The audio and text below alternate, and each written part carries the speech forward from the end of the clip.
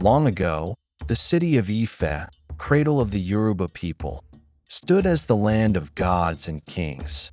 Its shrines whispered with the voices of ancestors, its soil blessed with divine heritage. But in the 19th century, waves of displaced people arrived at Ife's doorstep. These wanderers, fleeing from the collapse of Oyo, carried nothing but their will to survive. They became known as the Modakeke settlers seeking refuge under Ife's vast shadow. At first, Ife opened its arms. The Uni granted the strangers land at the outskirts, and the Modakeke built their homes with gratitude. But like seeds planted too close, tension grew. The settlers were hard-working farmers and fearless warriors, and soon their numbers swelled. The Ife people, proud custodians of the sacred land, began to see their guests as rivals. The seed of conflict was sown. The Modakeke prospered. Their yam barns overflowed. Their warriors stood tall, and their community blossomed into strength.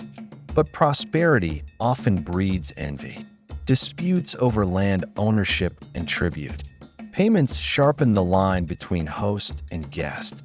The once welcomed strangers were now seen as a storm threatening to swallow Ife's heritage. Whispers turned to accusations, and accusations turned to blades. The first clashes spilled blood on the soil of the sacred city. Ife warriors, armed with the pride of their ancestors, faced the iron resolve of Modakeke fighters. What should have been kinship turned into war, and the gods themselves seemed to mourn as fire and fear consumed the land. War came not once, but many times. Between the mid-1800s and beyond, the drums of war echoed again and again. Each time, Ife and Modakeke warriors faced each other with spears, charms, and unbreakable wills. The wars were not just over land. They were over identity, power, and survival. The Yoruba civil wars dragged other cities into the storm. Ibadan warriors marched, Oyo descendants rose, and alliances shifted like the desert wind. Every battle scarred the land, and every defeat demanded revenge. Ife called upon its divine legacy. Modakeke stood upon the right to live as free people. Neither side would bow, and so the earth drank deeply of blood. As the wars raged, it was not only warriors who suffered. Villages burned, farms were abandoned, and families were torn apart. Mothers wailed, children starved, and the sacred soil of Ife became a grave for countless souls. What began as a struggle for belonging had become a curse devouring both sides. Stories tell of nights where the sky glowed red from fire, and mornings when silence fell over streets where laughter once rang. The gods were silent, the kings weary, and the people broken. Even those who triumphed in battle found no joy, for victory only promised another round of vengeance.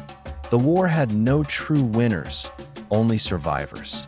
At last, weary of endless bloodshed, leaders and elders sought peace. Colonial forces, rising in power, also pressed for an end to the chaos. Agreements were made, treaties signed, yet mistrust lingered like a scar that refused to fade. The wars slowed, but the memory of hatred endured. Yet from this fire, a lesson was forged for all generations. A house divided cannot stand. The Ife and Modakeke war was not just a story of blood and land. It was a warning of how easily brothers can become enemies, and how deeply division can wound a people. Today, the call of history is clear: to remember the pain, but walk toward peace. For only in unity does strength endure.